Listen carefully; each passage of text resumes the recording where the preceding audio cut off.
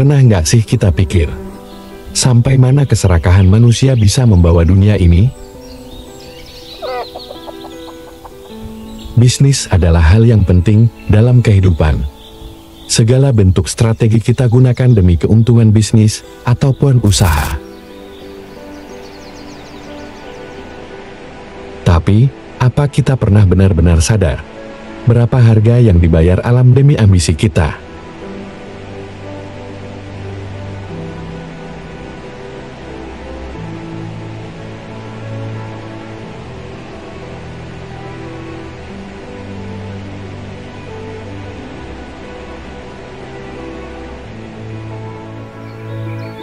Di balik gemerlap angka dan keuntungan, tersimpan dampak yang sering luput dari pandangan.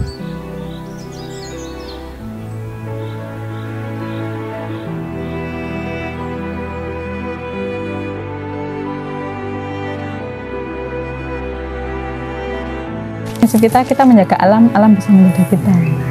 Sebenarnya manusia yang diomongin menjaga alam itu terlalu sombong, Mas. Kita tuh hanya bagian dari alam, yang sok-sokan menjagai kayaknya keduren. Kita hidup sama-sama aja gitu. Sinergi dengan alam. Iya, kita tuh cuma bagian kecil loh. Angin sidike menung saya iso ngomong-ngomong.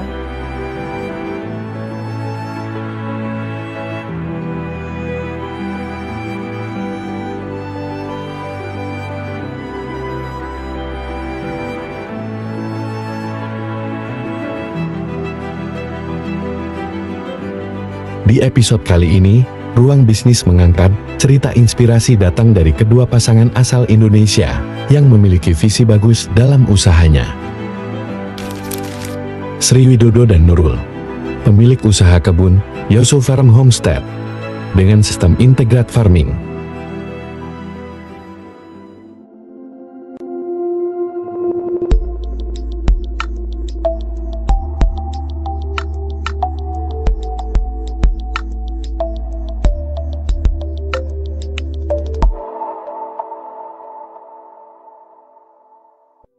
Sebelum memasuki ceritanya, akan lebih baik jika kalian like and subscribe untuk mendapatkan cerita usaha sukses yang dapat memacu semangat kalian.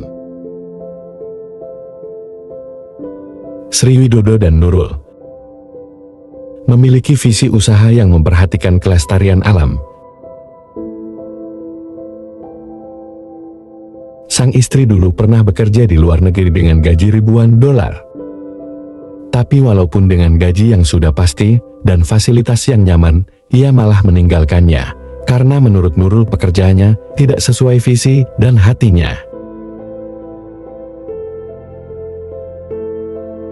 Nurul mempunyai mimpi membangun bisnis yang bisa tetap memperhatikan lingkungan. Untuk apa dapat duit, tetapi lingkungannya rusak, dan kebanyakan orang sekarang berbisnis merusak sumber daya alam yang ada. Hal ini membuat Nurul terpanggil untuk mewujudkannya. Kita passionnya sama-sama pengen berbisnis, tapi juga tetap menjaga lingkungan. Jadi kita nggak pengen dapat duit tapi lingkungannya rusak.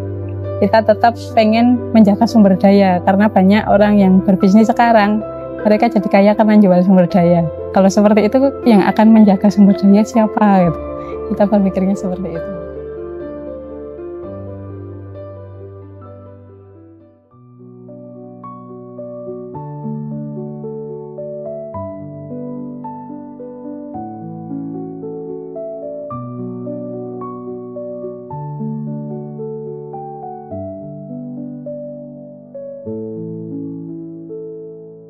Nurul punya background sarjana pertanian, dan itu yang mengantarkannya bisa bekerja ikut perusahaan industri landscape di negara tetangga, yaitu Brunei.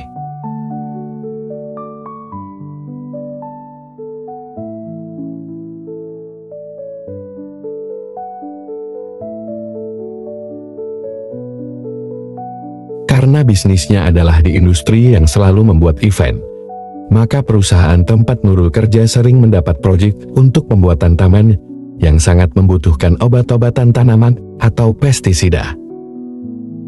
Karena Nurul selalu dituntut full performan, yang berarti harus selalu bagus kinerjanya, mau tidak mau Nurul harus merawat tanaman dengan pestisida atau obat-obatan tanaman.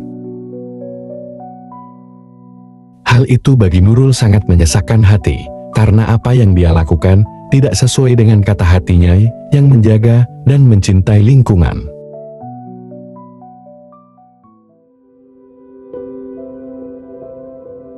Pada waktu itu perusahaannya mendapatkan event yang harus mentreatment tanaman dengan puluhan pestisida, dan Nurul salah satu pekerjanya.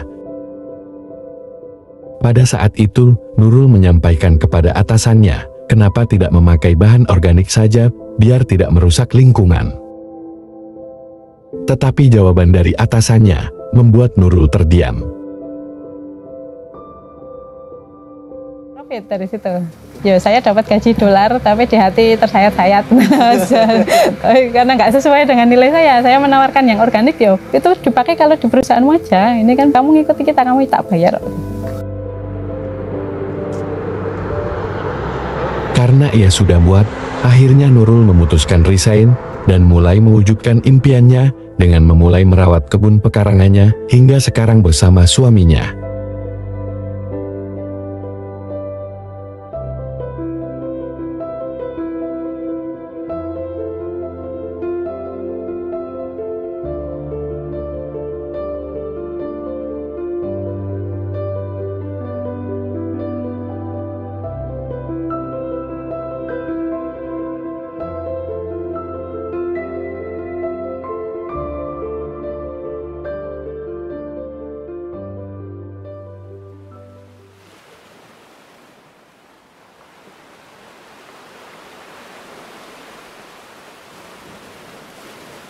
Nurul menemukan pasangan hidupnya di kampung dengan kriteria yang eman.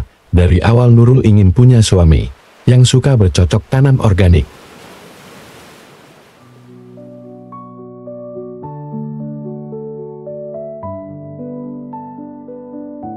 Nurul dan Sri Widodo dengan karakter yang berbeda menjadi pasangan yang membuat tergugah untuk mandiri.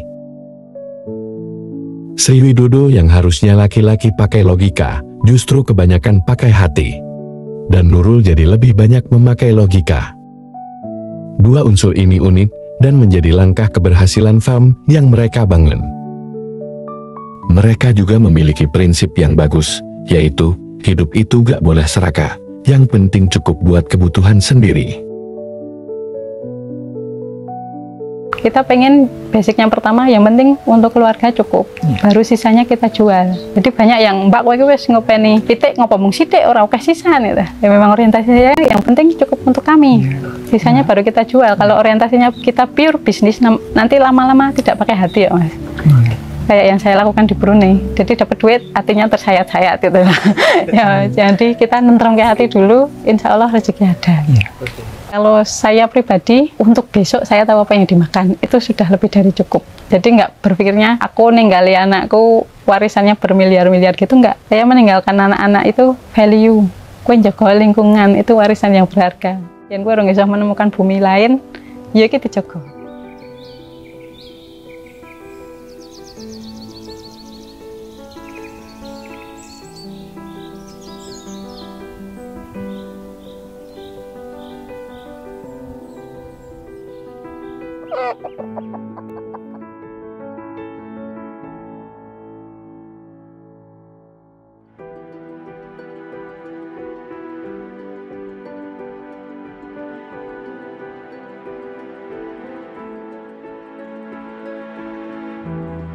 Nurul tidak hanya menerapkan pada tanaman saja, tetapi untuk daging, ikan, buah-buahan, semua dijaga, karena itu semua sebagian dari alam, dan jangan lupa kita manusia juga bagian dari alam.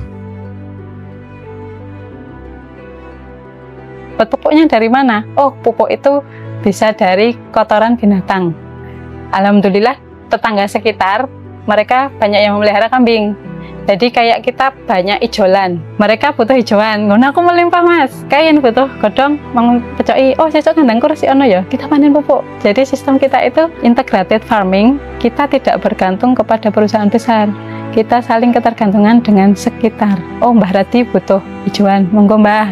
Saya butuh pupuk Mbah, ngresiki kandangnya jenengan angsal. Bisa. Kemudian dari tanah, manusia juga butuh protein. Nah, karena saya lahannya tidak begitu luas dan sudah ada tetangga yang memelihara kambing, kita nggak perlu repot-repot memelihara kambing. Aku butuhin dok kapan dino. Jadi kita memelihara ayam, dan dari ayam itu kita dapat telur. Kalau ayamnya sudah tidak produktif, kita dapat dagingnya, kita dapat pupuk juga. Jadi kandang ayam yang di Yoso Farm ini kita desain kandang ayam lestari, kita namanya Kastari, kandang ayam lestari, karena kita pengen lestari di alam dan lestari dapat telur berkelanjutan gitu. Tidak perlu.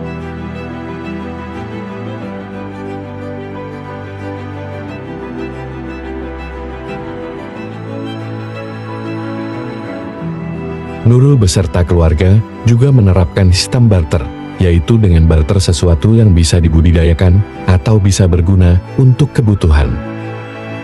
Hal itu merupakan pola bisnis yang mereka yakini untuk peduli dan mencintai lingkungan.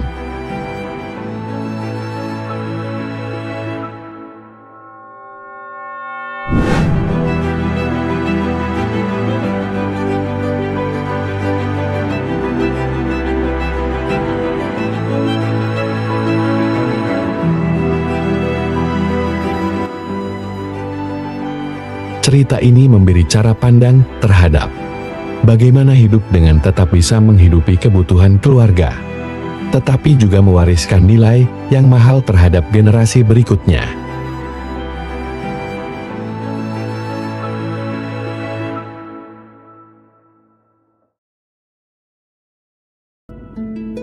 Sekian cerita semangat usaha inspiratif ini. Ruang Bisnis, mohon maaf jika ada kesalahan redaksi penyebutan nama. Referensi sumber cerita tidak sesuai. Dan jangan lupa like, komen, subscribe, dan tekan tombol lonceng notifikasi, supaya selalu tidak ketinggalan video Ruang Bisnis berikutnya.